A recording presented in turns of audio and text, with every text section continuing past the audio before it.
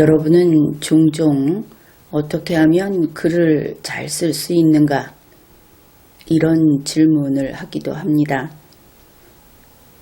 확실히 글을 잘 쓰는 방법은 있습니다. 가장 쉬운 방법은 사실을 그대로 기록하는 것이다. 이렇게 이야기를 해두죠. 사실을 기록하는 경우에는 단지 한글 맞춤법만 확인을 하면 더 할 일이 없다. 그렇게 말을 할 수 있습니다. 예를 들어서 기자가 기사를 쓸 때를 한번 생각해 봅시다. 기자는 무엇을 더하거나 빼거나 하지 않고 단지 보고 들은 것을 육하 원칙에 따라서 그대로 기록을 합니다. 이런 문장이 있다고 해봅시다. 1월에 장미꽃 2송이가 활짝 피어 있었다. 물론 한 문장쯤 더 읽어봐야 그 내용을 알 수 있겠죠. 그런데 이것은 분명 사실일 수 있습니다. 이것이 가능한 상황은 많이 있는 것이죠. 그것이 실내의 테이블 위 꽃병에 꽂힌 장미꽃일 수도 있고 또 보온이 잘 되어 있는 식물원 안에서의 모습일 수 있는 겁니다. 그래서 이렇게 사실을 본대로 들은 대로 쓰는 것은 대단히 쉬운 일입니다. 그런데 비전문가 혹은 글을 전문으로 쓰는 사람들 중에는 종종 쓸데없는 첨가를 함으로써 이 모든 것을 그르쳐버리죠. 기자가 이러한 기사를 쓴 것을 보고 거기에 조미료를 살짝 뿌리는 겁니다. 그러면 이런 글이 나타나게 되죠. 1월 눈 내린 들판에 장미꽃 수십 송이가 피어 있는 것을 보았다. 호랑나비 2마리가 그 위를 날아다녔다. 환상적이기는 한데 이것이 가능한 상황이 어디에 있을까? 애초에 눈 내린 들판 안에서 모든 것이 끝나버렸죠. 이런 식으로 좀 꾸미고 좀 더 멋있게 만들고 또 다른 사람들의 눈에 띄게 만들면은 그것은 SF가 되어버립니다. 그렇지만 이런 식의 글을 써도 소위 페북질을 하는 사람들은 정말 글 잘 쓰십니다. 이러면서 놀고들 있습니다. 물론 페북질이니까 무죄입니다. 그러나 수준이 있는 세계에서는 이것이 용납되지 않죠. 책임도 져야 하는 것이고 예를 들어 언론사 칼럼이 이러면 안 되는 겁니다. 특히 조선일보의 칼럼이 이러면 안 되겠죠. 조선일보는 대한민국의 대표신문이다. 이렇게 손꼽히고 있기 때문입니다.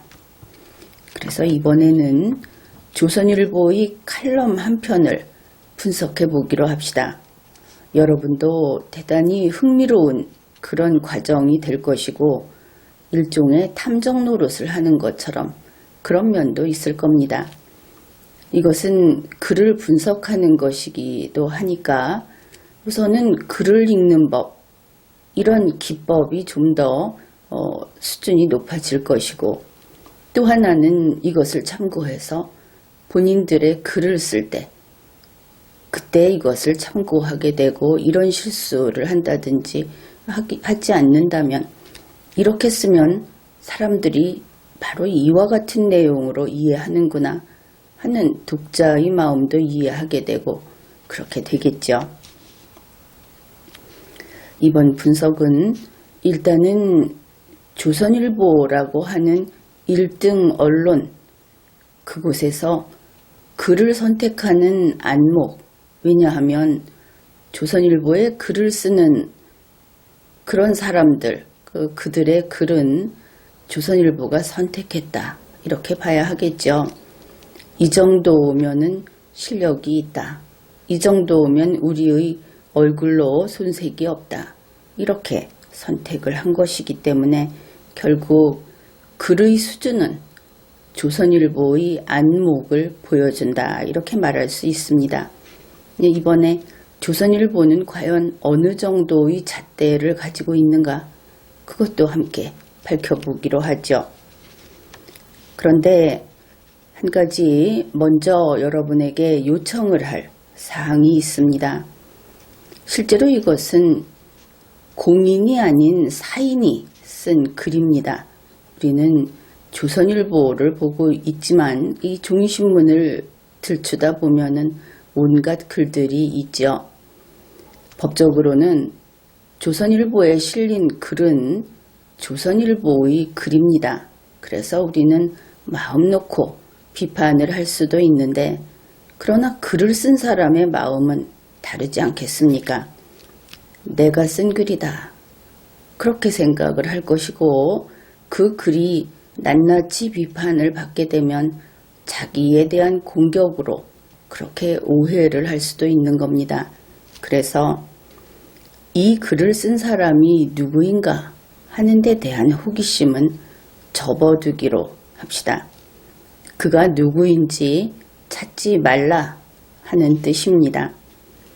다만 글을 분석할 때는 글의 배경이라든지 또 글 쓰는 사람의 그 상황이라든지 하는 것들이 보충이 돼야 제대로 해석을 할 수 있기 때문에 기본적으로 필요한 사항은 여기에서 미리 알려드리겠습니다.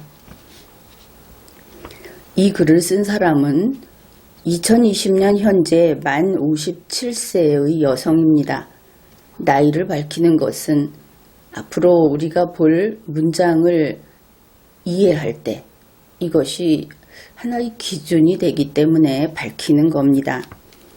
그 다음에 본인이 조선일보에 써놓은 글에서 밝힌 내용 가운데 하나 더 우리가 참고로 할 것은, 그에게는 자녀가 셋 있는데 딸이 둘 있고 아들이 하나 있다, 여기까지 알아두기로 하죠. 그는 조선일보 신춘문예 당선자입니다. 그러면 글을 잘 쓰겠구나, 이렇게 미리 짐작을 하겠죠. 이번 글과 유사한 칼럼 형식의 이런 글을 조선일보에 대충 찾아보면 대여섯 편 이상 정기적으로 이렇게 실려 있다. 조선일보가 그동안 쭉 선택을 해서 이 글을 실었다, 그것을 알 수 있습니다. 이제 바로 문장 분석으로 들어갑시다. 첫 번째 단락, 이렇게 단락별로 좀 묶어서 살펴보기로 하죠. 내용은 상당히 가벼운 겁니다. 그래서 여러분이 소소한 어떤 그 신변잡기를 읽는 그런 즐거움도 누릴 수 있을 겁니다. 아침에 애호박탕을 끓였는데 모두 맛있다고 엄지척을 한다. 내가 애호박탕을 잘 끓이게 된 데는 특별한 이유가 있다. 재작년 여름의 일이다. 친정엄마와 나는 어느 식당을 가서 애호박탕을 시켰다. 이것이 첫 번째 단락입니다. 그런데 앞에서 글을 쓰니가 만 57세다 그랬죠. 그랬는데 친정 엄마와 나는 해서 엄마라고 쓴다. 보통 그렇게 쓰죠. 그런데 이제 뒤로 가면서 그냥 대놓고 엄마 하는 부분은 이제 우리가 좀 그 부분에서 짚어보게 될 것이다 하는 이야기를 해둡니다.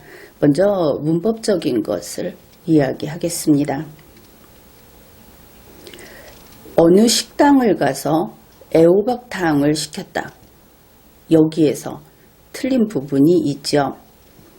식당 다음에 을이라는 말이 붙어 있습니다. 이것은 목적격 조사, 흔히 그렇게 이야기를 하죠. 그러면 식당을 구입한다. 뭐 이런 식으로 쓰면은 가능할 것도 같습니다. 그러나 이 자리는 목적격 조사가 쓰일 자리가 아니고 처속격 조사 에라는 것이 쓰여야 하는 자리다 하는 겁니다. 그래서 식당에 가서 애호박탕을 시켰다. 이렇게 쓰는 것이 옳다. 그렇게 이야기를 해두죠. 그 다음에 이제 내용을 좀 살펴보기로 합시다. 아침에라고 했습니다. 근데 이 글은 아주 생생한 그 신문이라는 것이 그렇지 않습니까? 오늘 받아본 신문에 아침에 그러면 독자는 오늘 아침에, 물론 그가 어제 아침에 썼겠지만 뭐 이렇게 서로 이해를 하게 되는 겁니다. 이 글이 신문에 게재된 것이 2020년 1월 17일입니다. 그러면 대략 이 무렵의 아침이다. 뭐 겨울 아침이다. 이렇게 볼 수 있겠죠. 내용이 애호박탕이다 그랬으니까 이것은 뜨거운 음식일 것이 분명합니다. 그러니까 뜨거운 탕은 겨울에 잘 어울리는 음식이죠. 그 다음에 애호박탕 이 부분인데 사실 애호박탕이라는 말은 좀 낯설다 이렇게 이야기할 수도 있습니다. 우리는 애호박, 호박 중에 그 여린 늙지 않은 혹은 그 살이 단단하지 않은 이런 것을 생각하면서 애호박찌개라는 것을 쉽게 떠올리죠.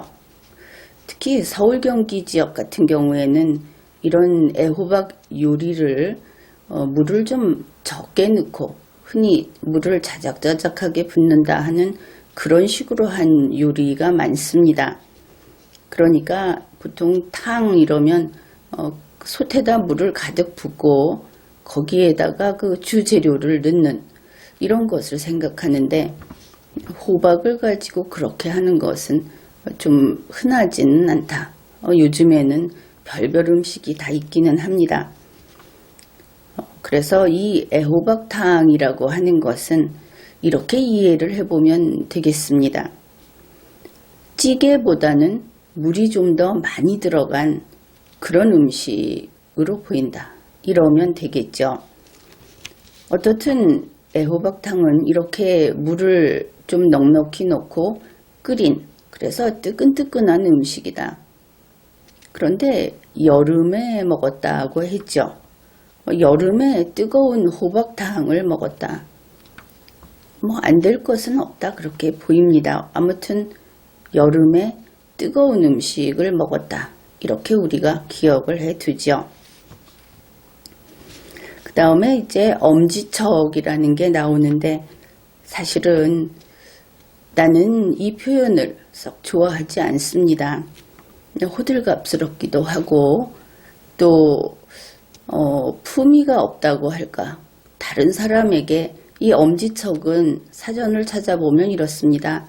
주먹을 쥔 상태에서 엄지손가락을 축혀 세워서 상대방에게 보여주는 것. 이것이 썩 그 품이 있거나 예의 바른 동작은 아니죠.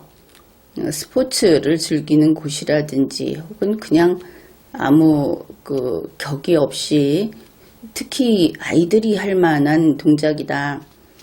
요즘에는 물론 애어른 없이 그런 어떤 기준도 다 무너지고 그렇기는 했는데 아무튼 그런 동작입니다. 그런데 엄지척을 싫어하는 이유는 따로 있죠. 바로 2017년 선거 기간에 트위터를 돌아다니면 걸핏하면 엄지척이 나와서 특히 그 문재인 후보 그쪽에서 엄지척을 달고 살았습니다. 그래서 이 말이 좀 폭력적으로 느껴지기도 하고 떼거리가 몰려다니면서 행패를 부리는 것도 같고 해서 썩 좋아하지는 않는 표현입니다. 글로 써놔도 예쁘지도 않죠. 그런데 엄지척을 모두가 했다 그랬습니다. 집안에서 만 57세 여성이 끓인 애호박탕에 엄지척을 했다. 아침에. 그러면 아침 식사를 함께 하는 사람들, 흔히 가족들, 그들이 최고야 이런 식으로 말을 했다 하는 뜻이구나. 그렇게 알 수가 있죠. 아까 그 본인이 밝힌 내용을 보면은 딸 둘, 아들 하나가 있는데 또 뭐 남편도 원래 있어야 하지 않겠습니까? 대략 그렇죠. 이렇게 추측을 해봤는데 이제 이 점은 뭐가 관계가 있느냐 하면은 조선일보에서 그래픽을 실어놨습니다. 그런데 그 그림에 아들도 딸도 남편도 없고 나이 많은 여성 한 명이 음식을 앞에 두고 엄지손가락을 치켜 세워놓고 있는 그런 그림을 그려놓았습니다. 그래서 우리가 통상적인 아침 식사를 하는 가족의 모습으로는 좀 어울리지 않는다. 그런 생각이 들어서 가족관계를 한번 짚어보았습니다. 그런데 이 그래픽은 뒤에서 다시 분석해 보기로 하겠습니다. 여기에서 우리가 이 만 57세의 조선일보 신춘문예에 당선된 글쓴이는 애호박탕을 잘 끓이는구나, 맛있게 끓이는구나 이것을 알 수 있습니다. 그런데 본인이 밝혀뒀지요. 이것을 잘 끓이게 된 데에는 특별한 이유가 있다. 이제 문장을 잘 분석을 해봅시다. 잘 끓이게 됐다 하는 것은 어느 기준점이 있습니다. 그 기준점 이전에는 잘 끓이지 못했죠. 그 기준점을 넘어서면서 잘 끓이게 된 겁니다. 이렇게 되겠죠. 순서가. 그렇게 어떤 그 변곡점이 존재한다. 그것을 알 수 있는 겁니다. 원래 잘 끓이던 것이 아니고 어떤 일을 기준으로 어떤 시점을 기준으로 잘 끓이게 됐다. 거기에 특별한 이유가 있다. 이렇게 이야기를 했습니다. 그 이유가 무엇인가 궁금해지지요. 여기에서 문장 표현에 대해서 한 가지를 이야기를 하겠습니다. 우리가 평소에는 이렇게 말을 잘 씁니다. 잘 끓이게 된 데에는 특별한 이유가 있다. 그리고 아무도 거기에 문제의식을 느끼지 못하지요. 그런데 이게 말이면 괜찮습니다. 그렇지만 이게 글이 됐을 때는 앞뒤 관계가 안 맞는다. 호응이 안 된다 하는 것을 찾아내야 하는 겁니다. 이유라는 것이 무엇입니까? 이유는 원인이나 그런 것이 되겠죠. 자, 잘 끓이게 된 것이 결과라고 한다면 잘 끓이게 된 특별한 무엇이 그 결과에 대한 원인이 되는 겁니다. 원인이 있고 결과가 있다고 이어지기에는 이 상황은 좀 다르죠. 원인은 이렇습니다. 불을 태우고 있으면 연기가 보인다. 이제 옛날부터 유명한 그 형사법에서 나오는 얘기입니다. 불을 떼고 있으면 집단 같은 것으로 불을 떼고 있으면 연기가 보인다. 그런데 어떤 자기가 무엇을 배웠다든지 봤다든지 하면은 잘 끓이게 된다. 이것이 이어지는 데는 여러 가지 다른 요소가 개입되어야 하죠. 그래서 이와 같이 직접 A 하면 B 된다의 관계가 아닐 때는 그것을 계기, 이와 같은 표현을 씁니다. 그래서 내가 잘 끓이게 된 데에는 특별한 계기가 있었다. 이런 식으로 써줬을 때 가장 매끄럽게 연결이 된다 하는 것이죠. 이것은 물론 글을 이렇게 쓰는 이러한 글을 선택한 조선일보의 안목을 지적하는 겁니다. 글쓴이에 대해서 미주알 고주알 시비를 거는 것은 아닙니다. 그 다음에 이제 재작년 여름의 일이었다 하니까 우리가 그 때가 언제인지를 알아낼 수가 있는 것이죠. 그러면 그때는 글쓴이가 만 55세였고 여름이었다. 여기까지를 읽어낼 수 있습니다. 친정 엄마와 나는 어느 식당을 가서 애호박탕을 시켰다 그랬는데 어느 식당에 가서 이렇게 써야 맞다. 이렇게 이야기를 했습니다.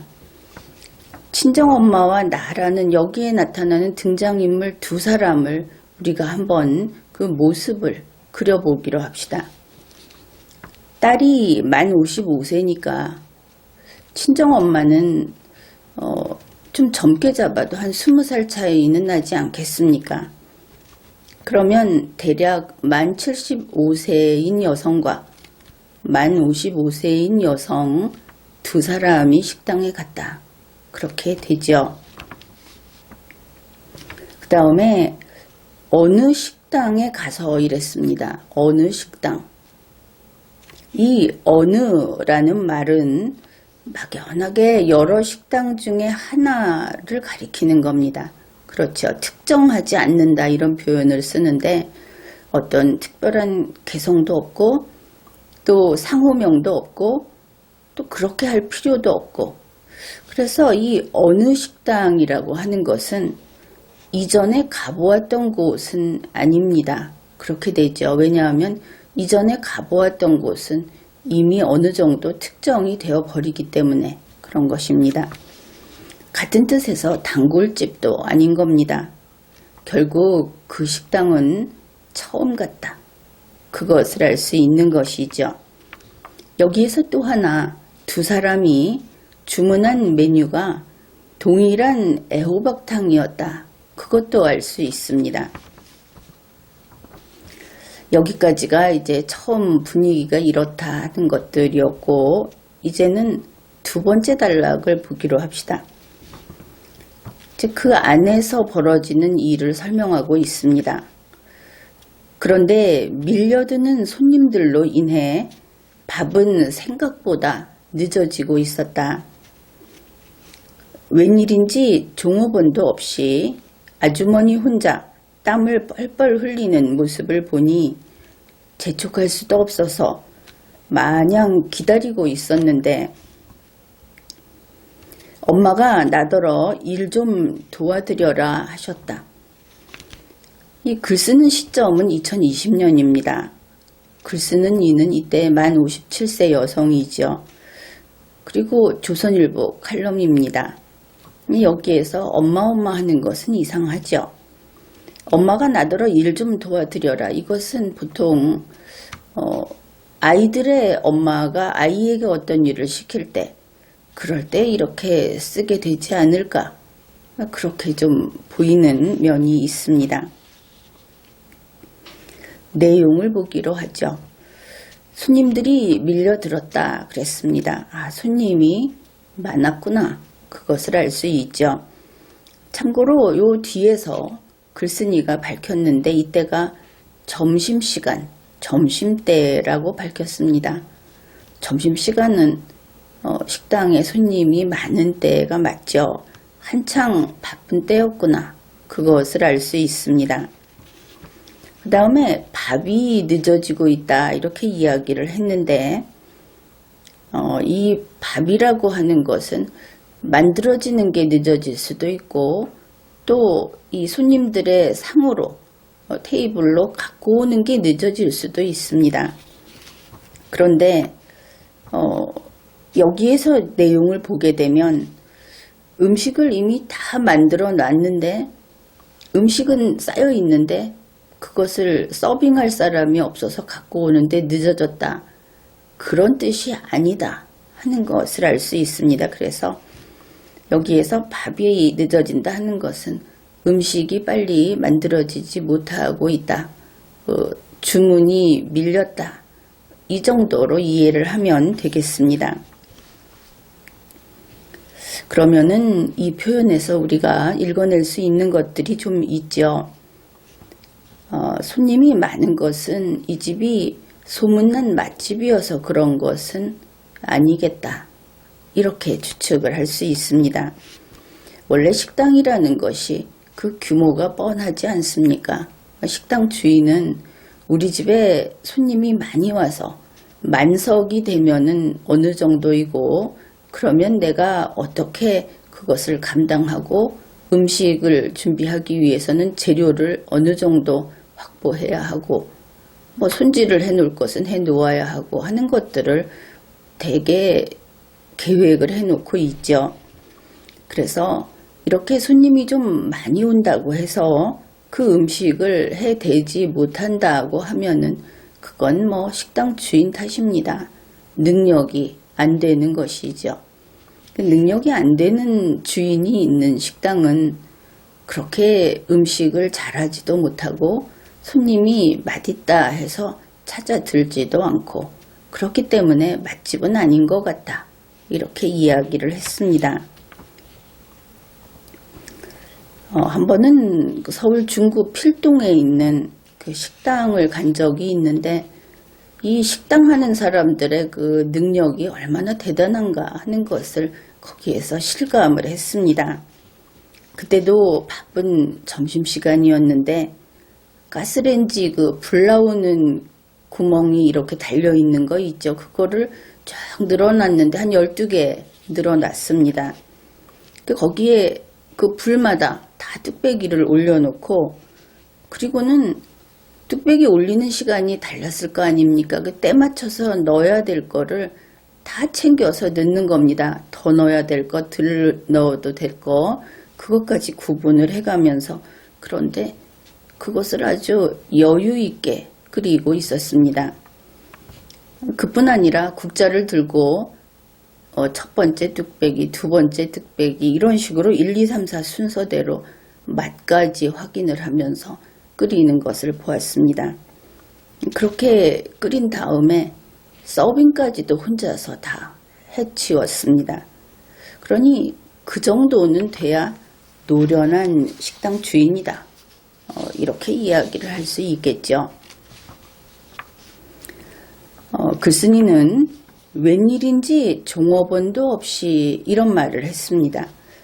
여기에서 그냥 멋을 부려서 웬일인지를 넣었는지 모르겠는데, 이 웬일인지라는 네 글자, 이것을 쓰기 위해서는 전후 사정을 다 살펴야 하는 겁니다. 그러면은 어떤 때 이것을 쓸 수 있는가? 이 식당에 자주 와서 봤습니다. 그래, 이 식당에는 항상 종업원이 있는 것이죠. 그런데 웬일인지 오늘은 종업원이 없는 겁니다. 혹시 종업원이 나가버렸나? 이럴 때 쓰는 것이 웬일인지, 무슨 일이 생겨서 통상적이지 않은 상황이 되어버린 것, 이럴 때 웬일인지라는 말을 쓰는 겁니다. 그렇다면 글쓴이는 이 식당에 처음 갔다고 우리가 보았는데, 여기 혹시 단골집인가? 그러면 어느 식당이라는 말이 또 잘못 쓰인 것이 되겠죠. 이렇게 앞에서 틀렸거나 뒤에서 또 틀렸거나 이렇게 계속 꼬리를 물고 틀리기 시작하면 그것이 회복이 안 된다 하는 것입니다. 그 다음에 아주머니 혼자 땀을 뻘뻘 흘리는 모습이라고 썼습니다. 여름이라고 했고 또 그렇게 쓴 것이죠. 그러면 땀을 뻘뻘 흘린다 하는 것이 이게 비유가 아닌 것 같고, 비유가 갑자기 튀어나올 그런 대목도 아니니까. 그러면 여름에 에어컨이 없는 식당이었던가, 아니면 좀 시설이 좀 옛날식으로 열악해서 주방은 그 부엌은 막 찜통이 되는 그런 곳이었던가, 이런 생각을 해볼 수 있죠. 그리고 이런 모습을 다 봤다 하는 데서 그 부엌이 여기서는 굳이 부엌 이렇게 썼기 때문에 부엌이 이렇게 말을 합니다. 손님들이 앉아있는 밖에서 그 식탁이 있는 그런 자리에서 훤히 다 들여다 보이는 그런 구조였구나. 이것도 알 수 있는 것이죠.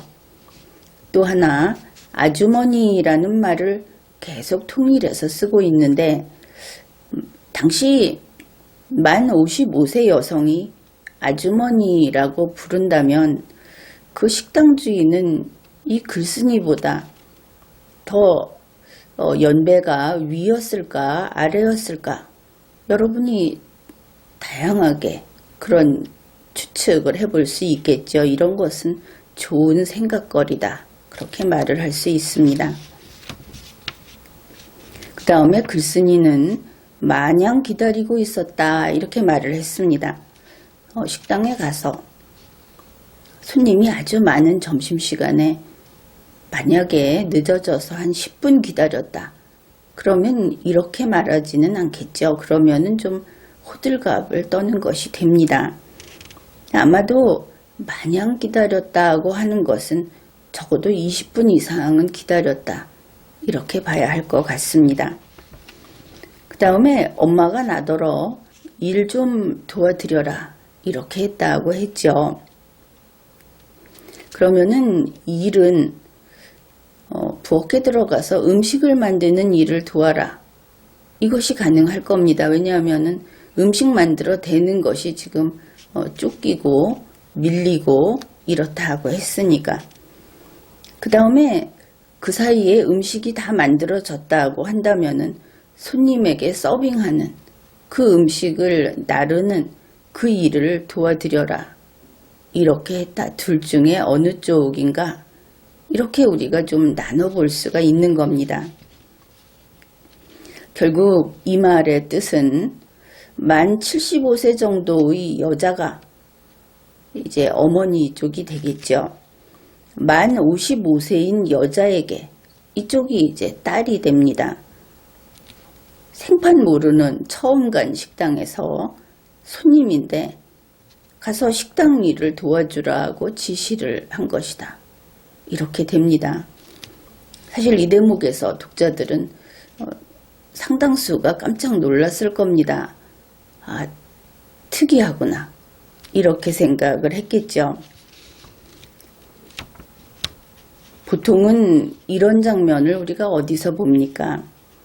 속칭 며느리를 부려먹는 그리고 괴롭히는 요즘에는 이런 것도 잘 없는데 그 나쁜 시어머니가 나오는 드라마 장면에서 이런 거 볼 수 있죠. 아주 난처하게 만들고 창피를 주고 그 다음에 남의 눈이 좀 꺼려져서 그래서 하기 싫은 거를 억지로 시키고 그런데 친정엄마라고 했습니다. 시어머니는 아니다 하는 것이죠.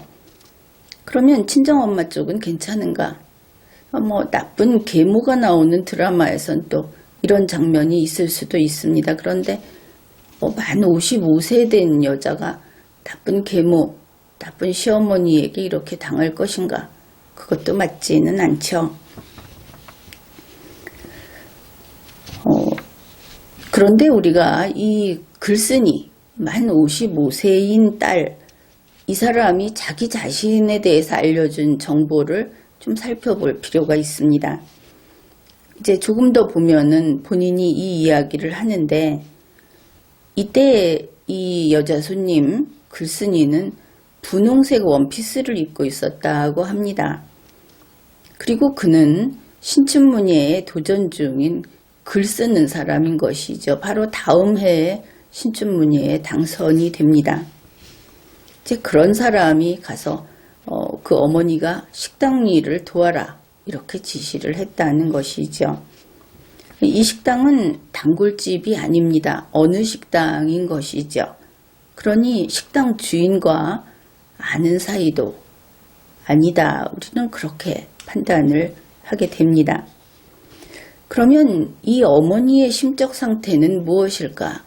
어째서 이런 이야기를 했을까? 남이 딱한 처지에 있는 것을 못 보는 사람이면 자기 딸은 아무거나 시켜도 되는 것인가? 아니면 그 딸은 이런 일을 해도 괜찮은 그런 성격인가?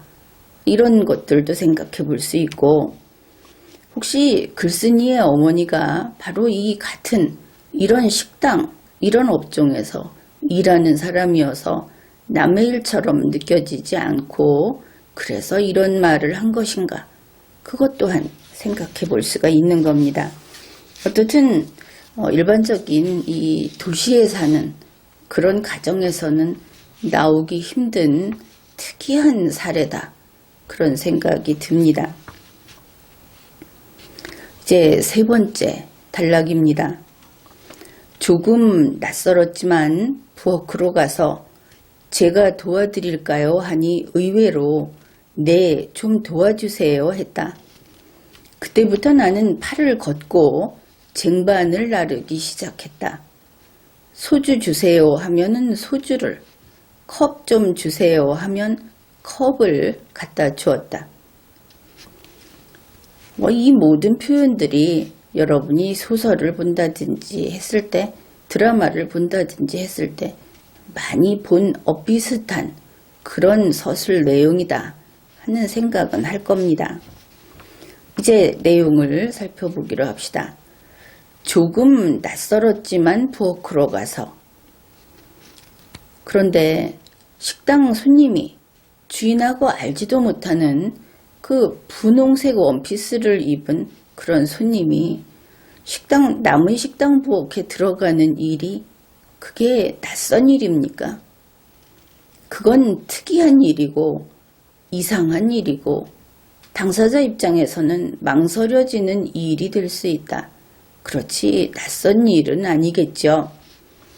이런 표현을 쓸 때 좀 어정쩡하게 긴가민가 하면서 글을 쓰게 되면 언어를 정확히 그 의미를 알고 그 쓰임새를 알고 쓰지 않으면 바로 이런 글이 나온다 하는 것을 알 수 있습니다.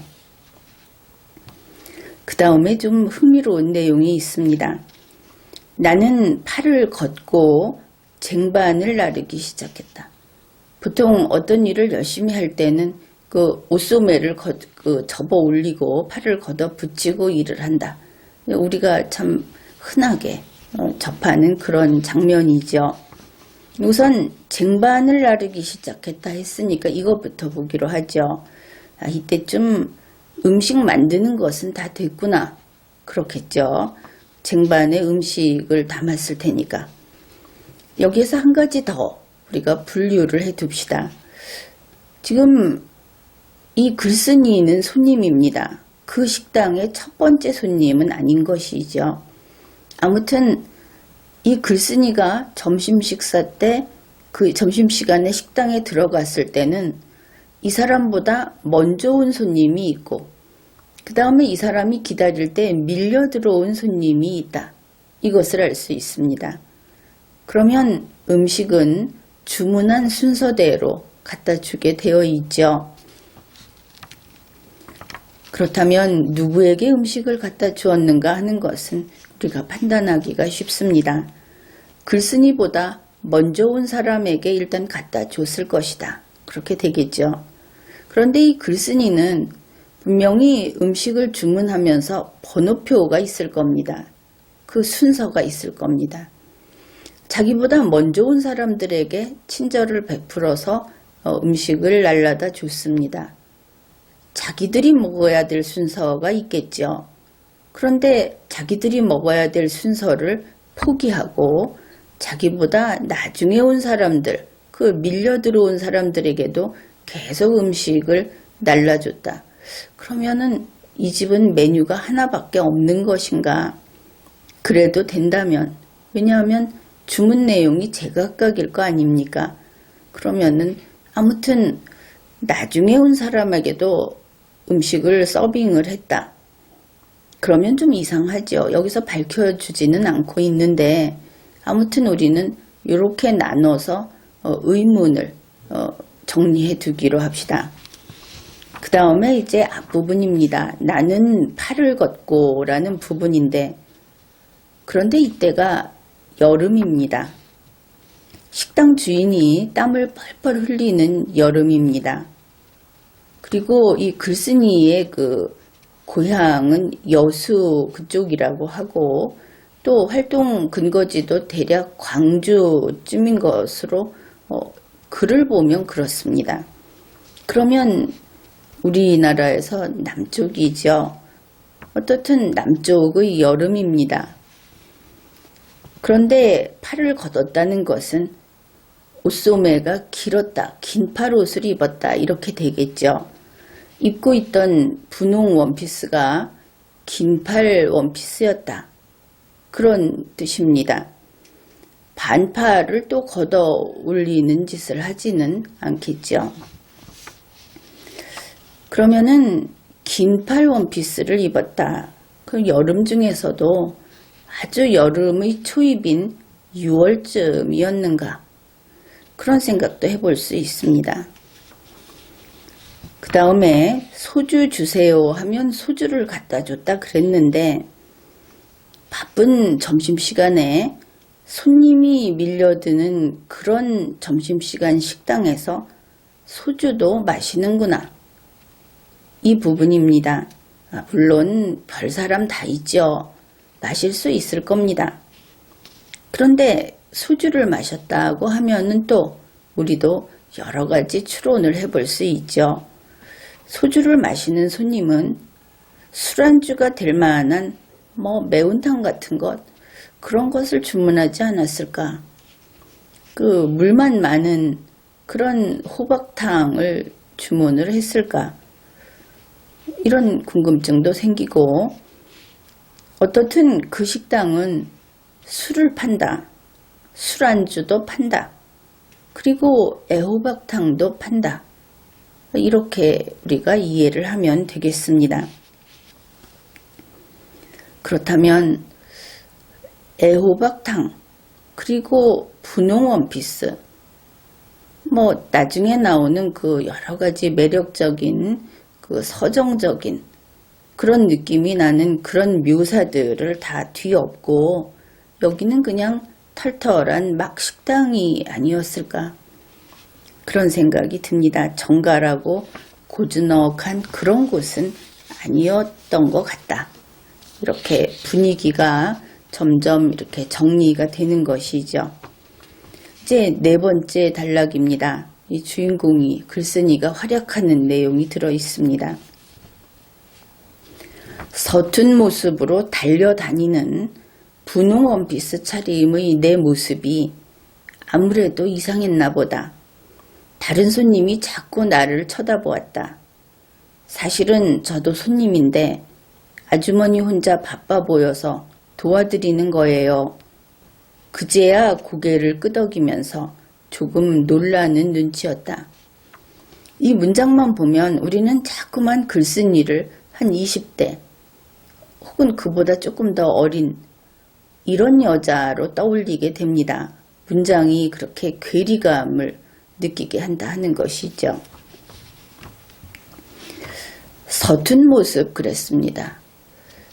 모습에다가 서툴다를 붙여놓으니까 굉장히 이상한 느낌이 들죠. 어떻게 모습이 서툰가? 손놀림이 서툴다든지 일을 하는 것이 손에 익지 않아서 서툴게 보인다든지 하는 것이 아니고 바로 모습에다가 서툰을 붙여버렸습니다. 그 다음에 달려다니는 이라는 표현도 그렇습니다. 다니는 이 말은 오고 가는 것인데 그것이 달리는 것은 뛰어가는 것이죠.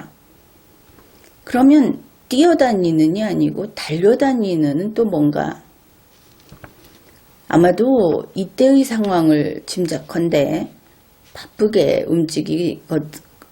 움직이거나 아니면은 종종 걸음을 친다 이런 이야기를 하죠. 왜냐하면 식당 실내에는 식탁과 식탁이 있어서 그 사이를 그렇게 원활하게 달려서 움직일 수 없습니다.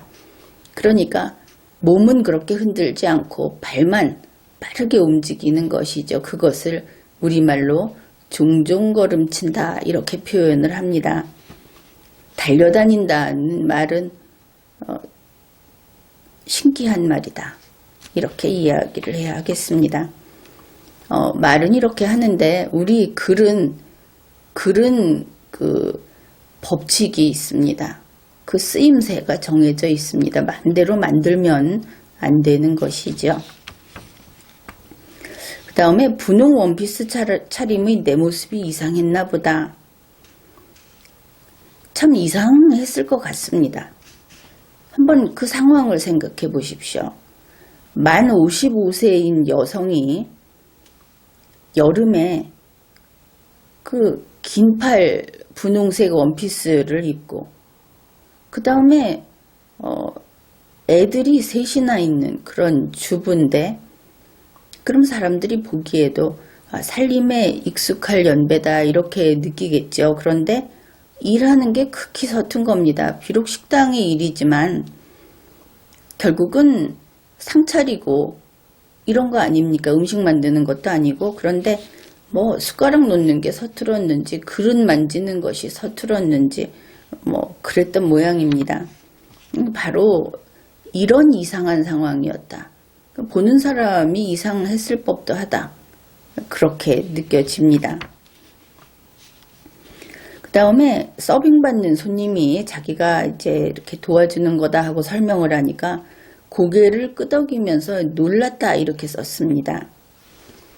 앞에서 우리가 글쓴이보다 먼저 온 손님이 있고 글쓴이보다 나중에 온 손님이 있을 것이다 이렇게 좀 나눠봤죠.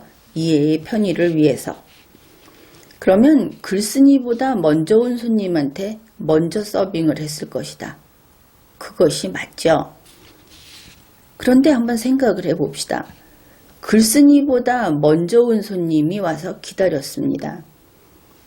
그런데 글쓴이의 그 모녀는 이 글쓴이가 분홍 원피스를 입고 들어갔습니다. 계속 본인도 분홍 원피스가 눈에 띄었을 것이다 이렇게 이야기를 했죠. 그러면은 무료하게 마냥 기다렸으니까 무료하게 기다리면서 이 손님이 갑자기 부엌에 가서 이야기를 하는 것이며 또 그 쟁반을 나르는 것이며 이런 거 다 봤지 않겠습니까? 경과를 다 지켜봤을 것이다.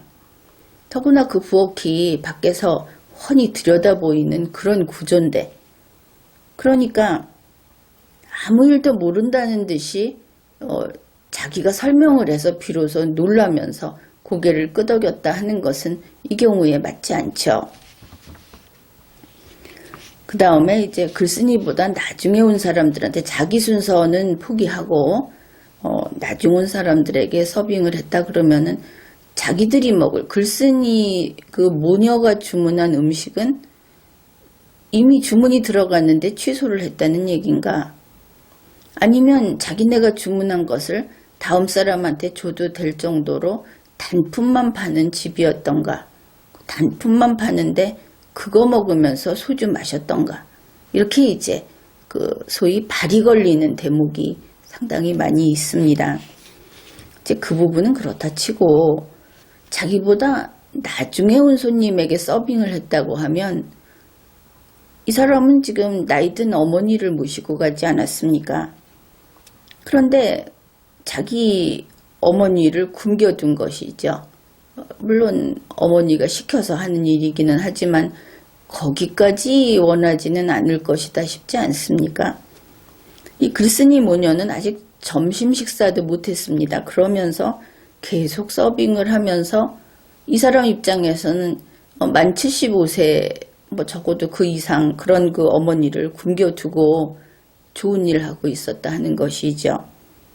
그것도 그렇지만 아무리 남의 식당이 바빠도 좀 도와주다가 자기 차례가 오면은 식사를 하고 나가서 볼일을 봐야 하지 않겠습니까?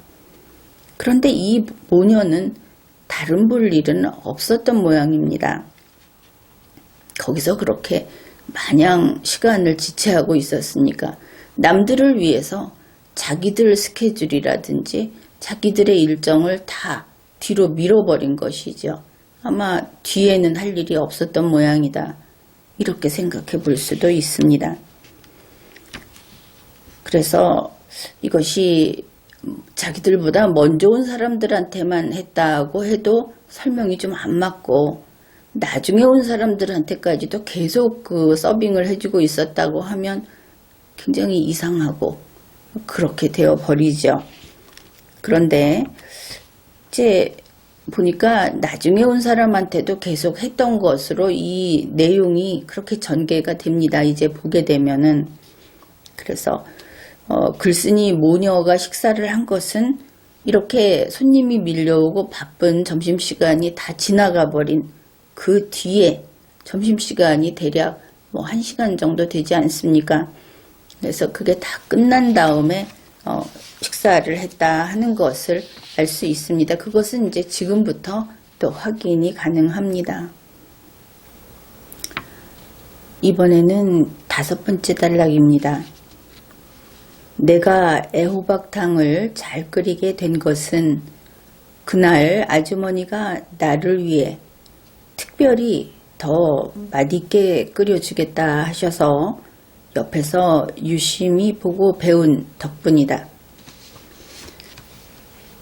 그러니까 글쓴이는 바쁜 점심시간 동안 서빙을 하고 손님이 뜸해졌을 때, 그러니까 점심시간이 끝나서 한가해졌을 때 식사를 했다 하는 것이 분명하죠.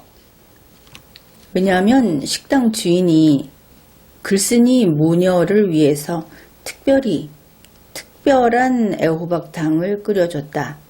그러니까 식당에서는 거의 늘 하던 대로 일정한 레시피로 끓이죠. 그런데 특별한 것을 끓여줬다 하는 것은 다른 손님 때문에 시간을 거기에 써야 되는 그런 경우가 아니구나. 그냥 이 사람들만 상대해도 되는구나. 그것을 알 수 있죠. 그런데 특별히 더 맛있게 끓여주겠다. 아직 식사를 하지 않은 상태에서 끓이는 것을 옆에 서서 지켜보면서 배웠다. 그것을 알 수 있죠.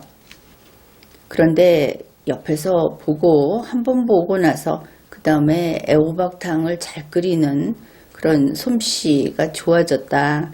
이렇게 이야기를 하는 것을 보니까 글쓴이는 아마도 음식을 잘하는 소질이 원래부터 있었던 모양이다. 그렇게 보입니다.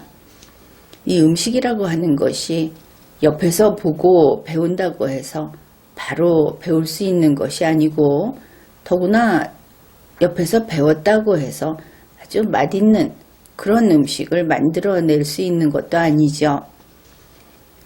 흔히 음식을 이렇게 하면 맛있게 만든다 하고 온갖 전문가들이 써놓은 책들이 나와 있습니다. 그런데 그거 보고 다 전문가 되는 거 아니죠. 음식은 원래 잘하는 손맛이라고도 하고 또 남다른 그런 재능이 있을 때 잘하는 것 같습니다. 음식 잘하는 사람들 재능은 대단한 것이죠. 꼭 식당을 해서가 아니고 우리 가정주부들 중에 그렇게 뛰어난 재능이 있는 사람들도 상당히 있습니다. 그 다음에 이렇게 됐다. 사정이 이렇게 됐구나 하는 것을 알 수 있죠. 이번에는 6번째 단락입니다. 여기에서 우리는 참으로 많은 정보를 읽어낼 수 있는데 여러분도 아주 즐거운 그 문장 분석 시간이 될 겁니다. 점심을 먹고 나서 계산을 하려 하자 아주머니는 한사코 돈을 받지 않으셨다. 그러면은 특별한 애호박탕을 먹었는데 음식값은 내지 않았다 하는 것을 알 수 있죠. 결과적으로 내지 않았다. 오히려 마당에 따놓은 단감까지 손에 쥐어주는 거였다. 엄마와 난 활짝 웃으며 대문을 나섰다.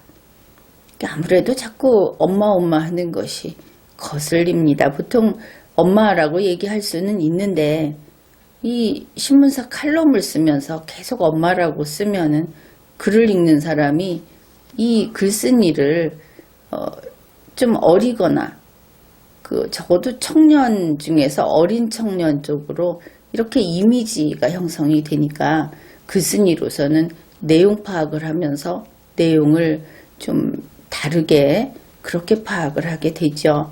그런 면에서는 불편한 서술이다. 이렇게 보는 겁니다. 그때 우연히 뒤돌아보다가 참으로 기분 좋은 광경을 보게 되었다. 손님 한 분이 부엌 앞에 서서 음식 쟁반을 받아서 나르는 게 아닌가. 절로 미소가 머금어졌다. 지금도 가끔 여름이 오면 감나무 아래 평상이 놓여있던 그 식당이 생각난다. 이 단락을 한번 샅샅이 분석을 해보기로 합시다. 자, 우선 정리할 것은 이렇습니다. 글쓴이가 특제 애호박탕을 먹은 시간은 언제냐?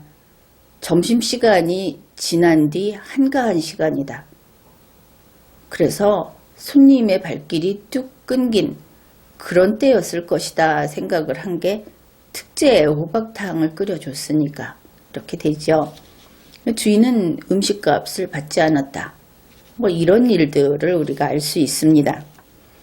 그 다음에 이 식당은 마당에 감나무가 있습니다. 그 감나무 아래에는 평상이 있습니다. 그렇죠. 그런데 앞에서 뭐라고 했냐면은 주인이 마당에 따놓은 단감을 손에 쥐어줬다 이랬습니다. 그러면 이 단감은 어디에 있습니까? 마당에 있죠. 마당에 미리 따놓은 단감이다 하는 겁니다. 그런데 단감을 어떻게 줬느냐? 마당에 있는 단감은 마당에 나가야 줄 수 있죠. 그거 좀 들고 가라 이런 게 아니고 손에 쥐어줬다 그럽니다. 그러면 주인이 단감을 집어서 글쓴이의 손에다가 이것을 쥐어주는 이런 연결된 상황이다. 그러면 단감을 쥐어주는 순간에 이 식당 주인은 글쓴이와 같이 머물러야 하죠. 같은 공간에 이어져서 손과 단감과 손이 이어진 그 순간이 있다 하는 겁니다. 한번 그림을 그려보십시오. 이게 무슨 뜻인가?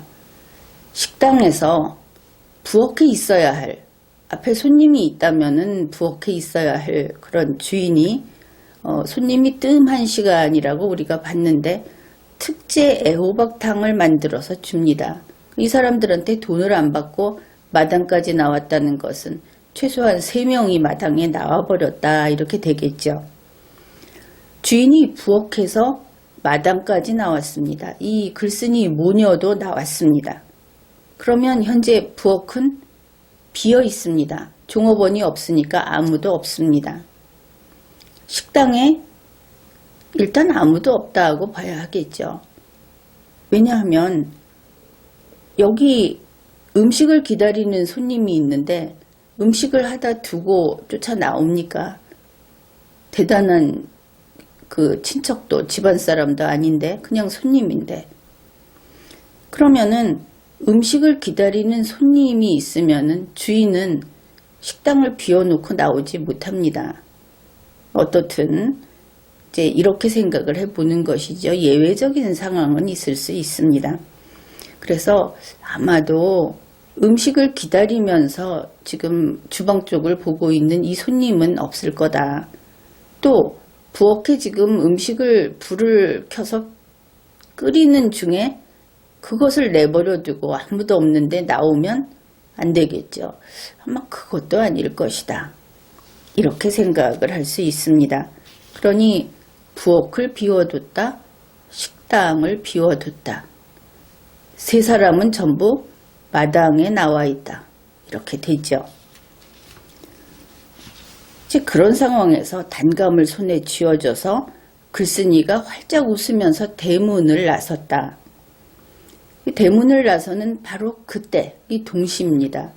그때 식당을 봤더니 거기서 웬 손님 한 명이 부엌에서 쟁반에 음식이 담긴 쟁반이 부엌 쪽에서 이렇게 내밀어지는 겁니다. 그러니 손님이 그걸 받아가지고 날랐다 하는 것이죠. 식탁으로. 그런데 받아가서 자기가 먹는 것이 아니고 이 글쓴이가 했던 것처럼 다른 손님을 위해서 이것을 날랐다. 그걸 알 수 있습니다. 왜냐하면 글쓴이가 그걸 보면서 아주 기분이 좋았다. 이렇게 이야기를 하는 겁니다. 참 기분 좋은 광경을 보게 됐다. 자기 먹으려고 들고 가서 먹는데 그렇게 얘기할 건 없죠. 절로 미소가 머금어졌다. 그랬습니다. 그러니까 지금 다 밖에 나와 있는데 누군가가 안에서 이 음식을 만들어서 건네주고 이 손님 한 명은 다른 손님을 위해서 그걸 받아가서 서빙을 하는 겁니다. 이런 이야기를 하면서 참 미담처럼 좋은 얘기다 이렇게 이야기를 하고 있는 것이죠.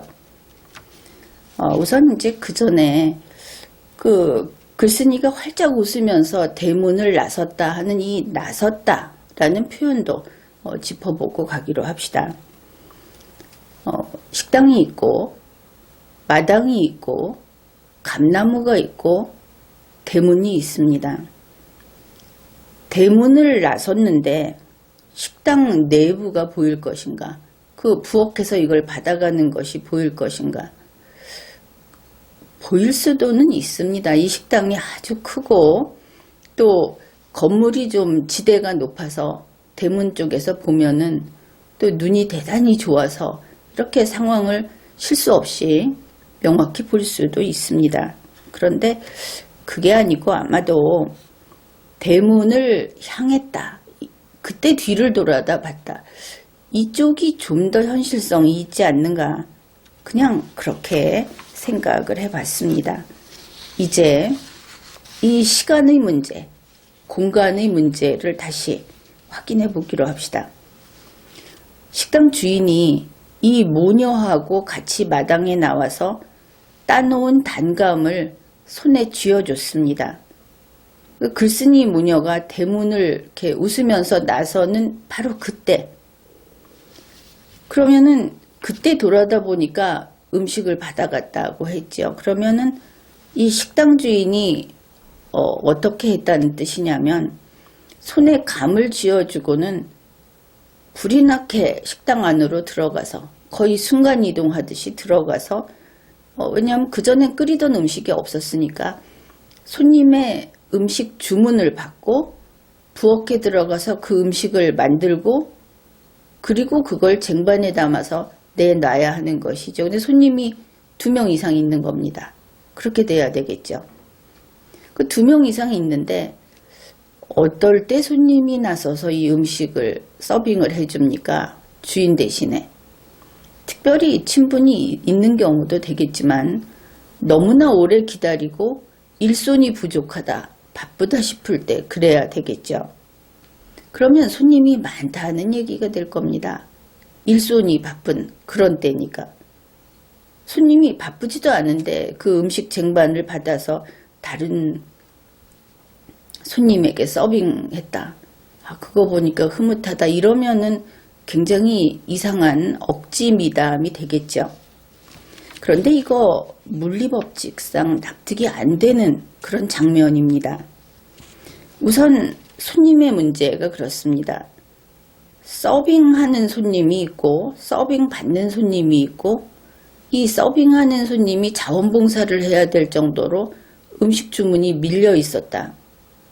그런데 이 식당 주인은 마당에 나와서 감 쥐어주고 가느라고 마당에 나왔다. 이것이 좀 맞지 않죠.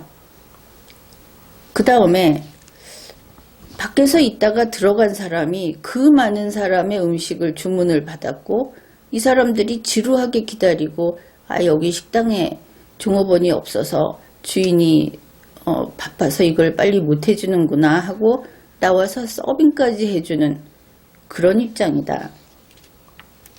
그런데 그걸 주문받아서 음식을 만들어서 바로 내보낸다. 그것도 안 맞죠? 앞에 있는 것에 재탕처럼 보이지 않습니까? 근데 이 모든 일이 밖에서 감을 지어주고 그 다음에 식당 안으로 들어가서 주문을 일손이 딸릴 정도로 많은 주문을 받아서 식당에 부엌에 들어가서 그 음식을 다 만들어서 음식은 다 만들어져 있으니까 손님 A가 서빙하는 봉사를 한 거죠. 성립이 안 되죠. 근데 지금 이야기한 이 일련의 일들이 어느 시간 안에 이루어져야 하냐면은 글쓴이 무녀가 단감을 받아들고 대문을 나서면서 휙 뒤돌아본 요 순간 안에 다 이루어져야 하는 겁니다. 따라서 이것은 물리법칙상 납득이 안 된다 하는 것입니다. 이게 무슨 SF입니까? 만약에 그게 그 시간 안에 이루어질 수 없다고 했을 때 우리는 어떻게 보느냐? 부엌에서 음식을 주문받아서 만들어서 쟁반을 내주는 그 누군가는 유령이겠죠. 그 다음에 현재 글쓴이 모녀하고 주인은 마당에 있었지 않습니까? 그런데 그렇게 많이 자원봉사가 필요할 정도로 그런 손님이 식당 안에 나타난 겁니다. 어디로 갔습니까? 대문에서 들어가지 않고 창문으로 들어왔습니까? 아니면 뒷문으로 들어왔습니까? 따라서 이 서빙받는 손님들하고 서빙하는 손님이 몽땅 유령이어야 되겠죠. 그리고 점심시간이 다 끝나서 한가하게 특제 애호박탕까지 만들어주고 마당에 나와서 고맙다고 단감까지 쥐어주고 이러는데 뭐가 바빠서 어디서 손님이 그렇게 무더기로 나타나서 손님 중에 한 명이 서빙에 나섰다고 하는 것일까? 이러니 진짜 SF가 되고 말았습니다. 그 다음에 이제 이번에는 자연법칙상 또 맞지 않는 그런 문제가 또 있습니다. 글쓴이는 이랬죠. 마당에 따놓은 단감을 자기 손에 쥐어줬다 그랬습니다. 먹을 수 있으니까 단감, 맛있는 감을 줬다 이런 것 아니겠습니까? 푸근한 시골 인심이 생각나는 그런 장면입니다. 그런데 여기 문제가 있다 하는 것이죠. 여름이라고 했습니다. 이 단감의 수확기는 가을이죠. 대개 10월로 알려져 있습니다. 10월은 여름이 아니고 가을은 여름이 아닙니다. 그 다음에 단감은 여름에 익지 않은 그 시퍼런 감은 미리 따놓지 않죠. 그때가 여름이라고 했으니까. 이제 이것이 또 우리로서는 풀 수 없는 이야기고 그냥 쉽게 그거 아니다 이래버리면 되는데 남의 글에 대해서 그렇게 말하는 것도 또 쉽지 않은 일이니까 이 정도 해두겠습니다. 결국은 이러한 글이 허구, 픽션이든지 아니면은 사실이 좀 있는데 좀 꾸미다 보니까 지질이도 글을 못 써가지고 이렇게 말도 안 되는 그런 내용이 된 것인지 알 수는 없죠. 그런데 이게 소위 1등 언론사 조선일보의 칼럼이다. 우리는 그 점을 중대한 일이다 이렇게 보는 겁니다. 결국 이 칼럼에 있는 모든 스토리가 자기적이다. 그것도 픽션이다. 비과학적이다. 이렇습니다. 만일 이런 식으로 라면을 끓이면 누구나 끓인다고 하는 라면도 먹을 수 있는 음식으로 되지 못합니다. 여담으로 주인공이 글쓴이가 자꾸 분홍 원피스 얘기를 하는데 분홍 원피스는 봄에 어울리는 것이죠. 여름 하면 아무래도 연두색이나 하늘색이나 이렇게 상큼한 색, 그게 멋진 색이지 분홍색은 후덥지근한 색입니다. 글에 멋을 부릴 때도 그 감각이라는 것이 있지 않습니까? 우리가 지금까지 살펴본 이 글에는 그것이 여름이면서 가을이고 그러면서 봄이다. 이런 계절 설정이 돼 있고 점심시간에 손님이 밀려드는 그 직장인들이 많은 그런 도시의 식당을 설정을 해놓고 그 분위기는 아주 시골에 전원에 있는 한가한 식당, 그것이 동시에 그려져 있습니다. 엄마 하는데 시어머니스러운 엄마가 있고 또 이것이 식당이면서도 어쩐지 그 고향집의 이미지, 그것이 겹쳐져 있죠. 좀 야멸차게 이야기를 하자면은 이 식당을 한다 하는 그 상인 마인드, 도대체 어떻게 음식을 만들어서 팔고 그 관계가 어떻게 되는지를 도무지 이해를 못하고 그저 아름다운 이야기로 미담으로 그리니까 이렇게 비현실적인 것이 되고 유령들도 대거 등장하고 이렇게 되는 겁니다. 점심시간에 손님이 밀려드는 그런 그때가 그 한 대목이다 하는 바쁜 그런 어떤 리듬을 타는 식당이라고 하면서 낮에 소주를 마신다. 또 단품으로 식사를 파는 곳이다. 이런 분위기를 풍기면서 또 술안주용 탕도 섞여 있고 그 다음에 단어들도 예쁜 단어를 많이 골라 썼죠. 아름다운 이야기, 고향의 향수 이런 것을 쓰는데 거기 갑자기 흔히 말해서 쇠주가 등장을 하는 겁니다. 저런 풍경에 쇠주가 나타난다고 하면은 그거 쏘가리 매운탕 나와야 하는 거 아닙니까? 무슨 그 아주 야들야들한 그 여성적인 애호박탕에다가 분홍 원피스에다가 이러면서 무슨 소주입니까? 이 칼럼을 실으면서 조선일보는 칼럼 내용에 맞췄다 하면서 그래픽을 넣습니다.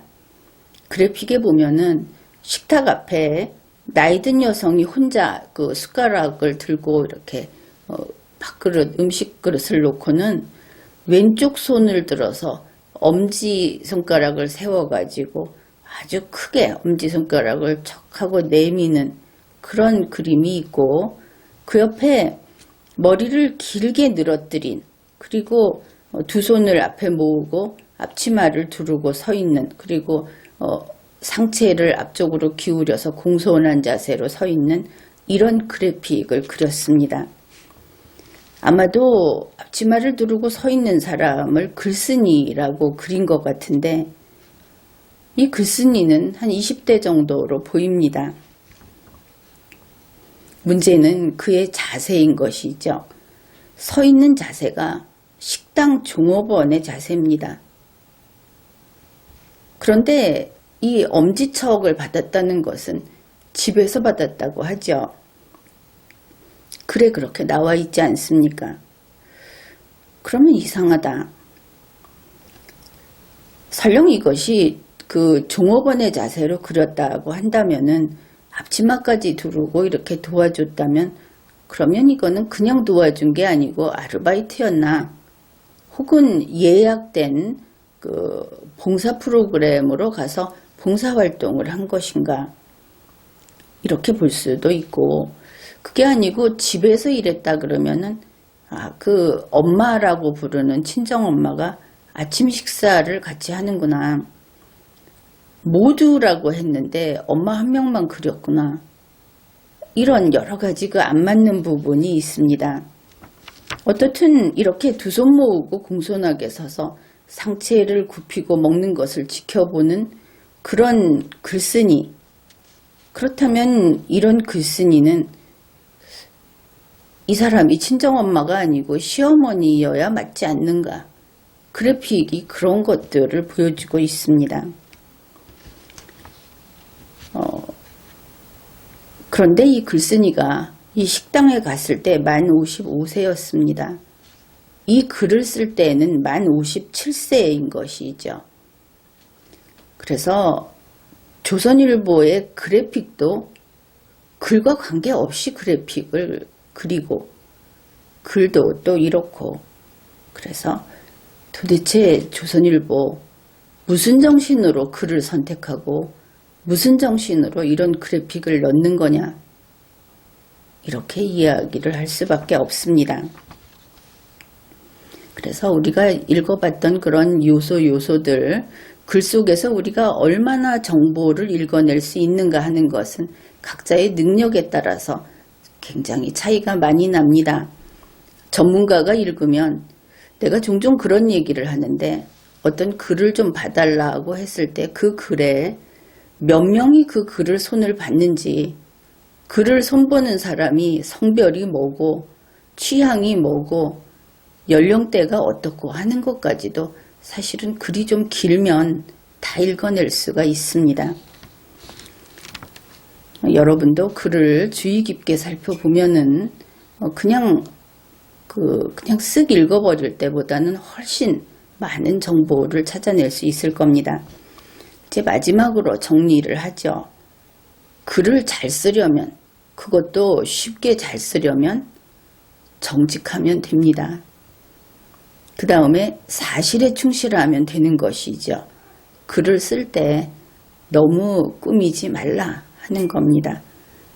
글을 쓸 때 사람이 살아갈 때도 비슷합니다만은 그렇게 분단장 안 해도 됩니다.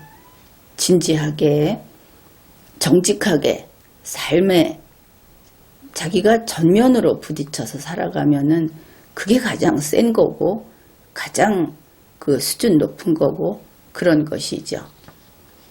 지금까지 리걸마인드 연구소였습니다.